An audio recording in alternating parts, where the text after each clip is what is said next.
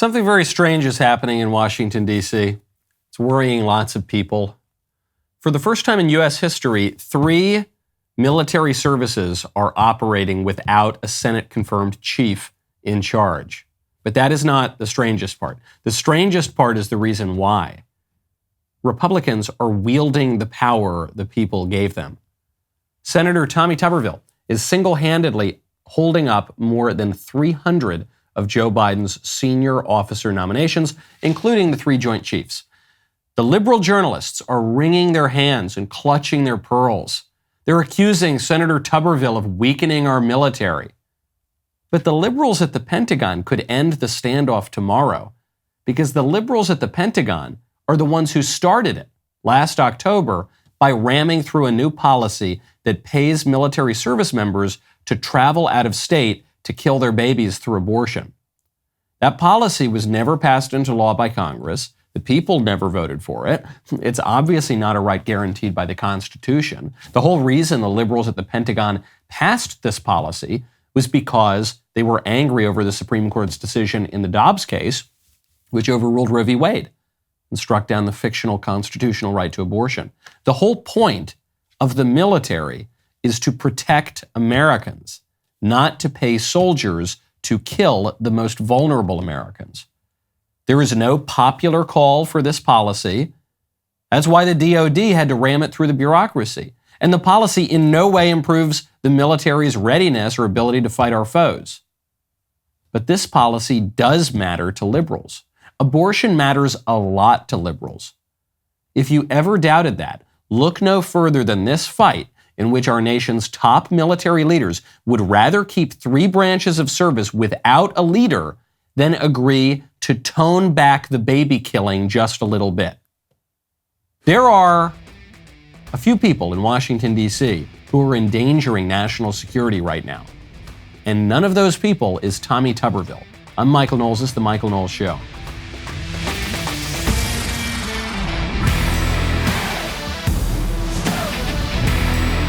There's a lot of big news we have to get to. That mother effer isn't real girl from the airplane has issued an apology. We will go through every crucial detail of that apology. And then, is there anything else? Oh yeah, there's this little tiny bit of news. They indicted Trump again. It's Groundhog Day. General Francisco Franco is still dead. And the libs have indicted Trump again. This one's a little different. This one is not at the federal level. This is not over January 6th, the worst day in the history of the world. This is not over an in-kind campaign contribution from some tabloid story in New York. This is over a phone call that Trump had after the Democrats rigged the election. And he called Georgia and he said, hey, what's going on in Georgia? Where are the votes? That phone call now has gotten him and his lawyers and all sorts of people indicted. The other big difference between this indictment and the other 7,000 indictments that they've thrown at him before is that in this case, the authorities are promising to take a mugshot. We are following our normal practices. And so it doesn't matter your status. We have mugshots ready for you.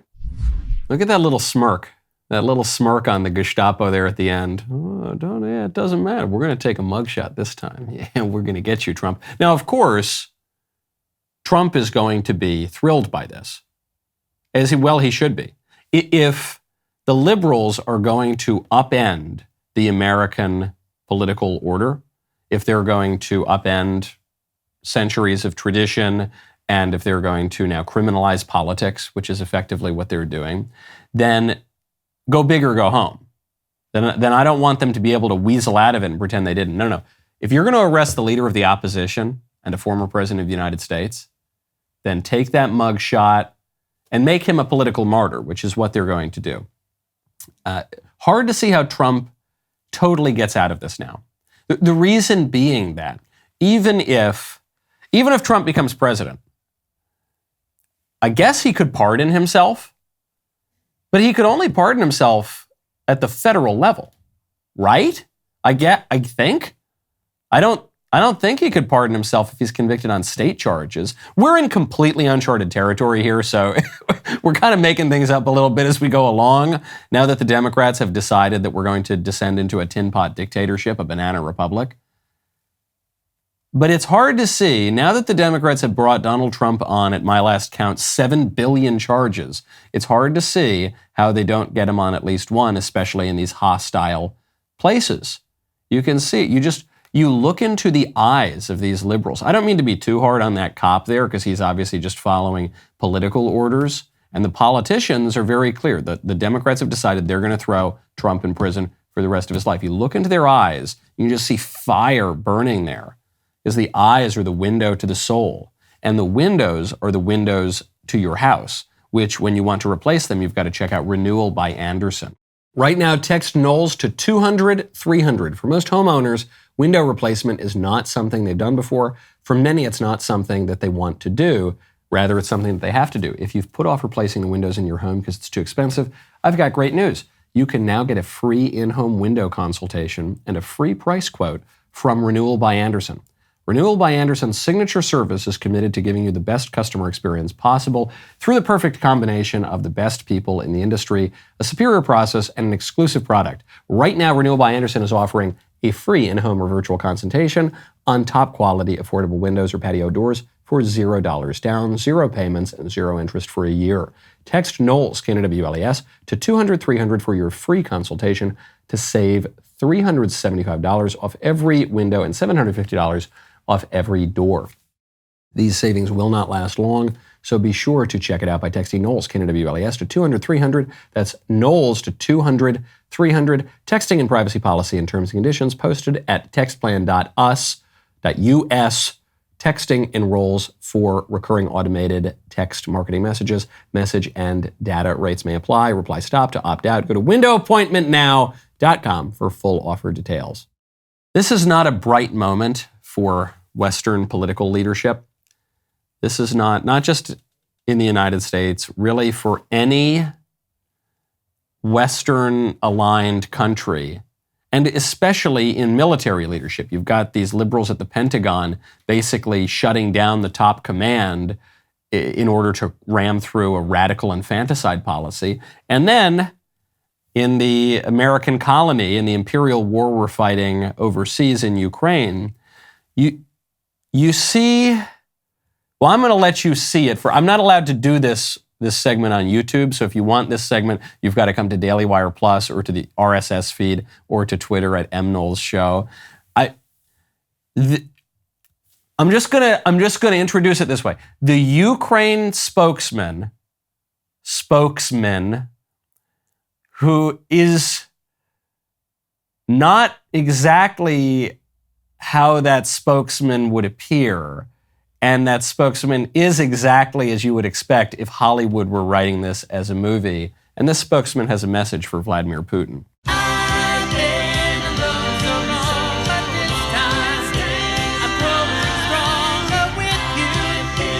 Speaking of bad looks for the White House and the unresponsiveness of this administration, White House spokesman Karine Jean-Pierre, who I'm pleased to say is the sex that she presents herself as, Karine Jean-Pierre over at the White House finally addressed the horrific wildfires in Hawaii. President Biden was approached on the beach, asked to give a comment about this, and you've got a rising death toll, mass devastation in Maui.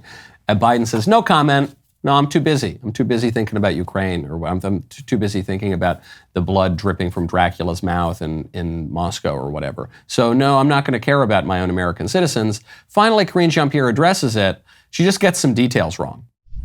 Senator Hirono, who I said the president spoke to just last night, he thanked the president for the immediate support of federal agencies have delivered for residents of Hawaii. Senator Hirono, if you've never heard of her, or him, I guess, Karine Jean-Pierre actually misgenders the senator. Senator Hirono is a woman, and her name's not Hirono, it's Hirono. And she's not even just a minor backbench senator. She's a senator who's on TV all the time. She never stops flapping her gums. And she's not even a Republican, where perhaps the president might be forgiven, or the White House spokesman might be forgiven for getting the name wrong if it's a member of the opposition party. Senator Mazie Hirono is one of the most outspoken members of the president's own party. Not a great look, because the president is already being criticized for not caring at all about the devastation in Hawaii. And so the White House comes out and says, what are you talking about? We care a lot. We are very concerned about Hawaii. And Senator Hirono, Haripi, whatever. Anyway, what, he's a dude? Oh, it's a chick? Okay, yeah, whatever. We're really focused, though, on what's going on in Hawaii. We don't even know the name of the U.S. senator from that place in our own party, or the sex of that person. But hey, we're on it. You can count on us. All right, now I got to get back on the phone with the Kazakh oligarch so we can get a few more tens of millions of dollars for the big guy. Thank you very much. Focused on the important things. Speaking of unfortunate videos of prominent women, we now finally will get to the story that we teased a little bit yesterday. I wanted to make sure we had enough time to get into it because it's dominated the national discourse. This, of course, would be the "that mother effer isn't real" lady from the airplane who stood up and insisted that there was a mother effer in the back of the airplane who was not real.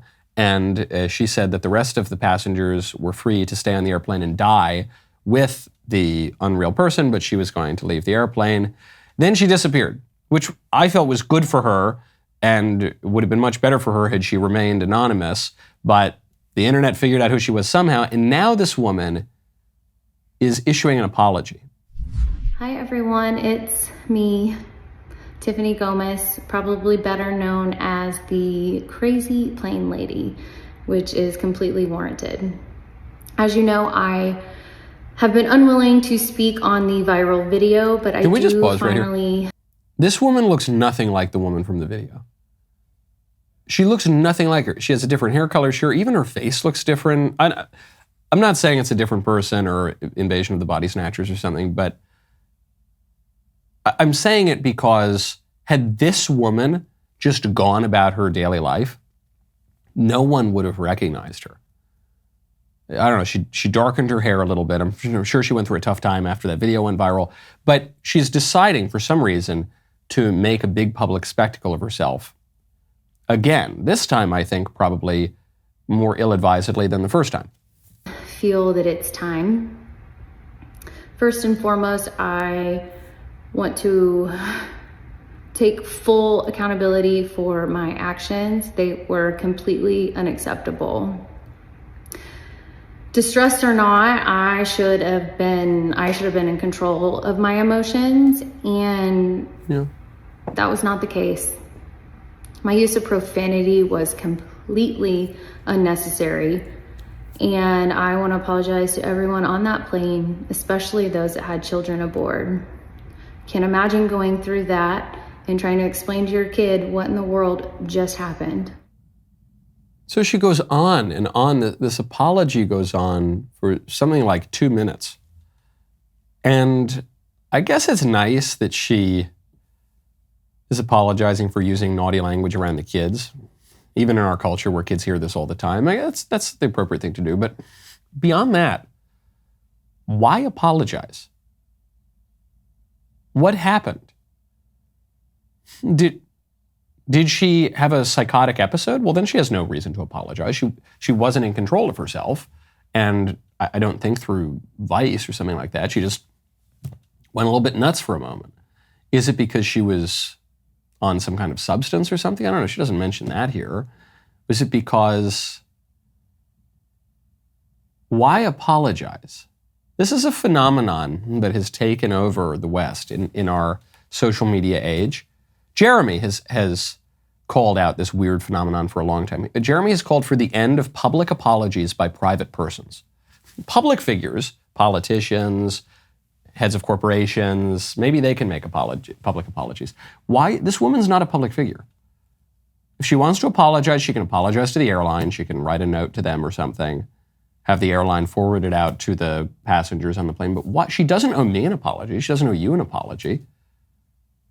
Why does everybody think that every single little action, every impulse has to be public now? It probably comes from a great place. Right? Comes from a good intention. She's trying to do the right thing. So I'm really not knocking her or criticizing her, but I'm giving a warning to everybody else. You don't owe the public an apology for your private actions. most of the time. The only people she owes an apology to are the airplane and maybe the people on that plane. She doesn't owe one to the entire internet. We don't need to make every aspect of our lives at every level of community an international phenomenon. We don't need to broadcast every single thing to the world. Though I suppose because of technology, because of the growth of technology such that we can transport messages across the world instantly, and because of the advance of liberal ideology, which erodes communities, the most basic political community, the family, and local community, and national borders, and everything, because of the simultaneous advance of those two phenomena, now we've lost all perspective of community. Everything's global, and every single message is a message to the world intended to go viral, and it does go viral. It is like a virus. It is an epidemic of publicity. We don't need to be so transparent. Things can be private or relatively private. As we lose the sense of the proper community, which comes through the abolition of the family and borders and the eradication of federalism, decisions being made at a more local level. As we lose that, the political order gets entirely wonky, such that we've now got Americans as the military spokesman in Ukraine, such that we've now got massive foreign influence in the United States elections. We've got now the criminalization even of politics at the whims of a mob. Not good stuff. Now, when your economic order is in the same sort of disarray that our political order is, you're probably going to want to check out American Financing. Right now, go to AmericanFinancing.net. If you are like most Americans, you are struggling to make ends meet. And by the time you pay the bills, fill up your car, and grocery shop, there's almost nothing left. Everything is more expensive, and most of you are paying these bills with a credit card. Consumer debt rose over $1 trillion in the last year, which is the biggest increase in 20 years. If you're a homeowner, there's a way out. You need to call my friends at American Financing. They will put together a plan to pay off that high-interest credit card debt and create meaningful savings for you every month. They're saving people up to $1,000 a month and closing in as fast as 10 days. Don't wait. Get yourself into a better position. Call their salary-based mortgage consultants today and see how much you can save. 25 years of experience and 7,000 glowing Google reviews speak volumes about their ability to save homeowners money. It costs nothing to get started, and if you start today, you could delay 2 mortgage payments, giving you greater savings up front. Call American Financing today at 866-721-3300. That's 866-721-3300, or visit AmericanFinancing.net. That's AmericanFinancing.net. Speaking of apologies, there are calls for apology from Skittles now. Skittles has a new package. These are for, I guess, white Skittles. But it's a white Skittle bag with white-colored Skittles, it looks like, or sketched in pencil. And a nice big rainbow, then a lot of eccentric-looking people, and then little statements. Joy is resistance. This is a liberal slogan. Joy is resistance. They've got a little UFO saucer thing because, don't forget, UFOs are angels and demons for liberals. So they got all the UFO stuff, little smileys, little hearts, and then this phrase. I've been alone so long, but this time I'm growing stronger with you. Now, enough about sexual revolutionary politics. Let's turn to black revolutionary politics. There was a New York City Councilman, Charles Barron, bragging about losing white constituents. I have the distinct honor to be able to come before you and say I actually lost white population in my community. I lost them. They left. I didn't ask them why. They left. So if you see 1 or 2 or 3 or 4 or 5 whites in my neighborhood, they're passing through. But that's on a serious note. We got 13,000 black elected officials in this country. We've had mayors, we've had governors, we have city council members. We need to get radical. Oh, we have so many fewer white people in this neighborhood. I hate them. I hate those whites, and I want to drive them out. I'm so happy they're not here anymore. And if you do see a white man in my neighborhood, just know he's just a tourist. He's just coming. But if he stays here too long, we're going to chase him out. I hate white people. Now, seriously, on a serious note, I really hate white people. And I don't want them to have any power or representation anywhere. I hate them. Okay. But no, look, enough joking. Enough of the yucks around here, okay? We got to get serious. And I seriously hate white people. How many times does he need to tell you? What shall we say about this? I know what I'm supposed to say. I know what I, a conservative political commentator who has a show and a platform, I am supposed to say, pull my microphone here. Could you even imagine if the shoe were on the other foot and he were a white man and he said that about black people? Could you even imagine the double standard, the hypocrisy? Could you imagine? Keep imagining it. Okay, that's what I'm supposed to say. I don't want to say that because that's extremely banal and obvious and is going to be the epitaph on the gravestone of conservatism. Could you imagine if the situation were reversed? That would be so crazy, it'd be unimaginable. My takeaway from these comments and similar comments that we've seen from left-wing politicians in recent years is when people call you a racist, it is never a sincere or meaningful attack. It never. If it ever was sincere or meaningful, it is not anymore. It's not real. White people are basically the only group that you can legally discriminate against. The Asians get lumped in a little bit too. Socially, white people are the only group that you are permitted to and actually encouraged to insult and mock. White people are the only group whose decline, I'm not even just saying decline in power or prominence, I mean decline in numbers, in existence, is the sort of thing that will be celebrated by the liberal media. It's not a real, when people call you a racist, all that means is, I don't like you, you're bad, and I want you to shut up. So just don't take it seriously. This is my only takeaway. The only reason I even bring up the story, my takeaway for conservatives, and not even just for white conservatives, because if you're a black conservative, if you're a Hispanic conservative, if you're an Asian conservative, any color of conservative, you will be called a racist, you will be called a white supremacist, no matter the color of your skin, no matter your racial background. Larry Elder's the black face of white supremacy. Candace Owens, she's basically a Klansman at this point, according to the liberal media. So it's for everybody, especially for white people, but it's for anyone of any any literal stripe, any literal color, who happens to be heterodox in the modern liberal establishment. Don't take it seriously. A liberal calls you a racist, you say, oh, cool. Great, awesome. Sure, whatever. It's a meaningless word that you've called. Okay.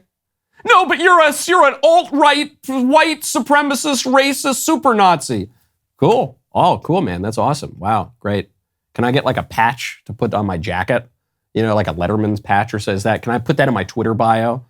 Because it doesn't mean anything. If Charles Barron says this in New York City, gets away with it. And this has been going on for decades and decades. Remember Lionel Jeffries, the one who said that black people are the good people of the sun, white people are the ice people without souls. This stuff is repeated by celebrities even today. Nick Cannon repeated this stuff recently. And Professor Jeffries' nephew, Hakeem Jeffries, is now the Democrat leader in the House of Representatives. It's just a joke. Okay. You're a racist. Okay. I can't even deny it because I don't even know what it means anymore, because the word doesn't have any meaning anymore other than you're bad. You're a baddie. You're a baddie. Okay, speaking of black leaders, we talked about this letter that David Garrow, the biographer who's worked on Barack Obama, and he's not just a biographer like he's doing a hit piece on Obama or something. This is a guy, he won the Pulitzer Prize for biography in 1987. This is a very serious liberal biographer. And he's writing this biography of Obama. He says, Obama's memoir, Dreams from My Father, is a work of fiction. I know it. Obama knows it. Obama knows that I know it. When David Garrow met with Obama in the Oval Office, Obama kind of taunted him about the details of his life that he wouldn't show him. And then this guy found a letter that Obama had written to his girlfriend at the time. This is back in 1982, and part of it was redacted by the girlfriend, and Garrow said, well, why is this redacted? And she said, oh, it deals with homosexuality. That's all we know. Well, now we have the unredacted letter. Here is what Obama said about his sexual orientation. In regard to homosexuality, I must say that I believe this is an attempt to remove oneself from the present, a refusal, perhaps, to perpetuate the endless farce of earthly life. You see, I make love to men daily, but in the imagination. Now I'm not just going to make fun of Obama or try to gossip about him or anything like that. This is a profound statement. It's written like a pompous young man would write, but Obama was only 21 years old at the time. And he was a pretty clever, obviously ambitious kid, so not surprised that he would write in that style. It says, in regard to homosexuality, I must say that I believe this is an attempt to remove oneself from the present, a refusal, perhaps, to perpetuate the endless farce of earthly life. Now, of course, I don't think earthly life is a farce. This is a very cynical, atheist way of talking. It's a farce, this hellish facade of the world that we're talking about. No, I think the world is full of meaning, of course, and that it's not a farce at all. It's a happy comedy, like Dante would talk about. But he says homosexuality is a way to remove oneself from the process of generation. That's true. That's obviously true. And he says, I make love to men daily, but in my imagination. So he's saying, I have homosexual desires, but I don't carry them out. And I was saying a couple of weeks ago, I think that social conservatives are a little too harsh here, because a lot of them want to kind of make fun of Obama for appearing to be a little bit light in the loafers.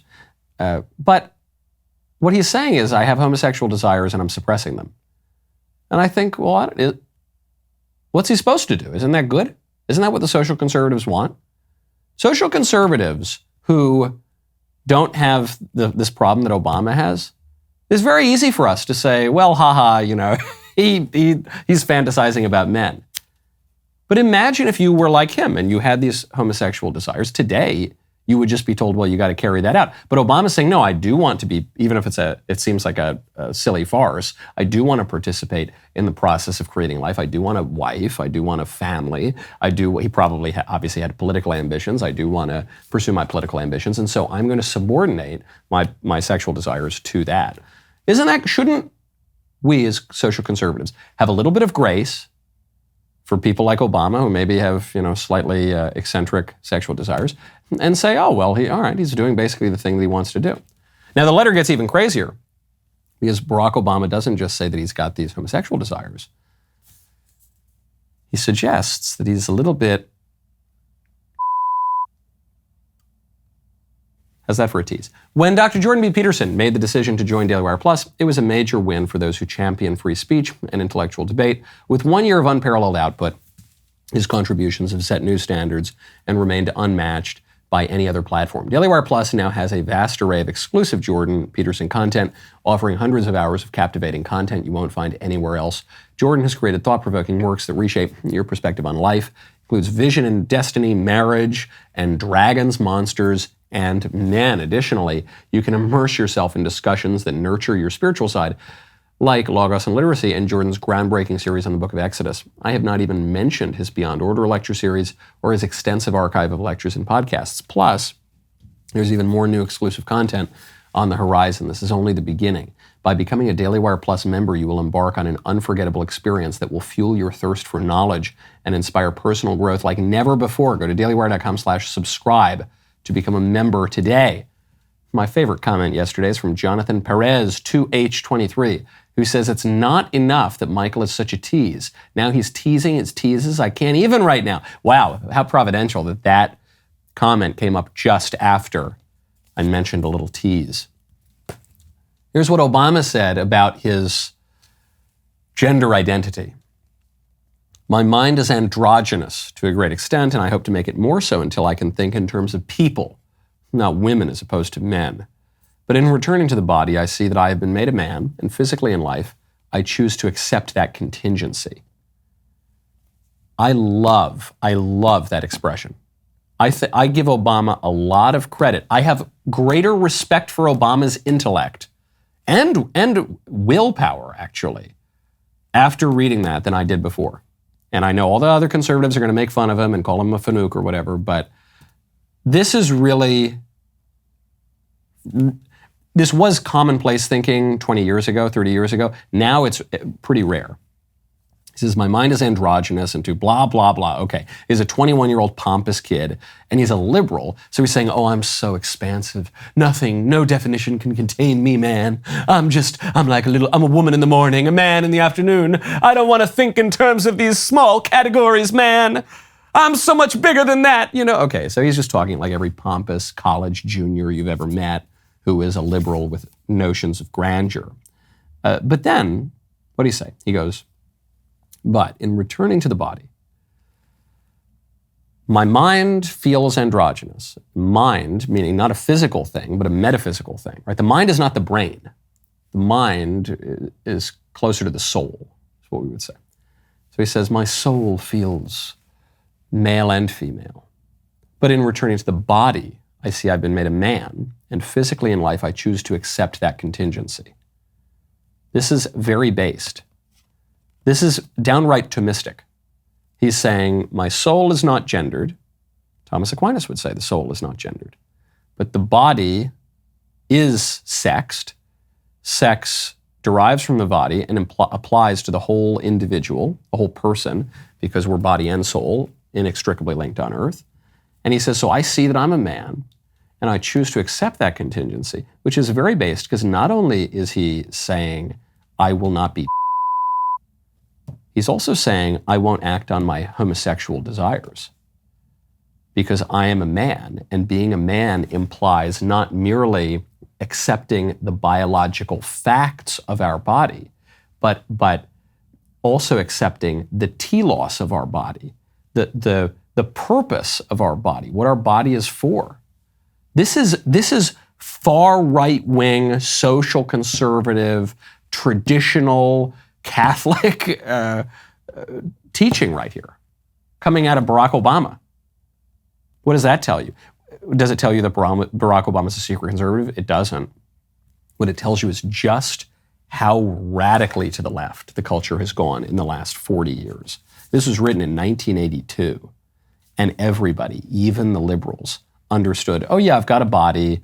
That implies that I obviously can't pretend to be the opposite sex. And it also implies that I'm supposed to do certain things with my body, that the highest and only moral maxim is not simply, if it feels good, do it. Even Barack Obama was saying that. He may have changed his views somewhere down the line, but that is pretty based. Next time someone tells you that you're a social conservative and your views are fascistic and far right, and what you tell them that you have the same views on sex and gender that Barack Obama had in 1982 while he was writing about his fantasies of sleeping with men. Which brings us to this question. How did the culture move so left so fast? A lot of it was the sexual revolution. I don't want to harp on the weird sex stuff too much. I like to talk about, the indictments, the political order, the wars overseas, immigration, trade, like all these important issues. But the sex stuff comes up a fair bit because it's such a huge motivating factor in human nature, and because when the limits of behavior have been eroded by, say, an active sexual revolution, it becomes an even more pronounced driver. And it's because it's the instrument by which the libs have taken over a lot of the culture. And one way they've done it, one way to explain the huge advance of degeneracy in recent decades, is pornography, the ubiquity of internet pornography. It's just something we've never seen before, ever in the history of human life. Now it's virtually everywhere. And people say, conservatives such as I would say, we should heavily regulate it. If we can't ban it entirely, we should heavily regulate it. And you've got liberals and some libertarians saying, well, no, we can't. We can't regulate it. We need the internet to be free, man. Let people watch whatever degraded filth they want to watch. It's a free country, man, whatever. Even though even by the letter of the law today, this stuff is already illegal because it violates obscenity laws. It's just liberal judges have changed the standards for obscenity. So how would you regulate it? People say, well, give me a concrete action. How would you regulate it? Here's how you would regulate it. You would require people to prove that they are at least 18 when they access even just the main porn site, the one owned by MindGeek, which is the biggest porn conglomerate in the world. Pornhub. You just say, okay, in order to access this website, you have to prove that you're your age. Now, the libertarians will respond and say, so you want to give a porn company every ID in America, or I don't know, 70% of IDs in America, 80% of IDs in America? My answer to that is no. If you pass that regulation, first of all, Pornhub would just stop operating because they know that preying on children is crucial to the success of their industry. That's why they've pulled out of Utah. That's why they've pulled out of several states that have passed these age requirement laws. They would rather not do business in those states than comply with an age check because they need to prey on kids. But even if it went through and Pornhub were still operating, Pornhub would not get all the IDs in America because most people, the vast majority of people, would be too ashamed to submit their ID. The moment you took anonymity away from it, most people, other than the most hardened perverts, would stop looking at it. Because the law is not merely shaped by the culture, as the libertarians say. There's some truth to that, of course, but the law is also a teacher and also shapes culture. And if you pass that simple kind of a regulation, the effect of that, I think Americans still have enough shame that would greatly reduce the indulgence in that vice, and it would greatly, greatly reduce the presence of all sorts of social pathologies that we're not allowed to talk about on YouTube. Here's a little tease for tomorrow. Speaking of bad behavior, did you know that almost 1 in 5 Americans are now puffing the devil's lettuce? I know, listen, there are going to be a lot of people watching, listening to this show right now who like to have a little hit on the sin spinach. It's not good. It's not good. It's not good. We'll talk about it tomorrow. The rest of the show continues now. You don't want to miss it. Because today they've informed me I'm not allowed to say the name of the member segment today. It's Tuesday. We have, Music Monday, Woke Wednesday. We have something Tuesday, but I'm not allowed to say the name of the day on YouTube. So I'll have to use a euphemism. So I thought if I took out the T, I could say it's Unit Use Day. I think you get what I'm getting at. Become a member now. Use code Knowles at checkout for 2 months free on all annual plans.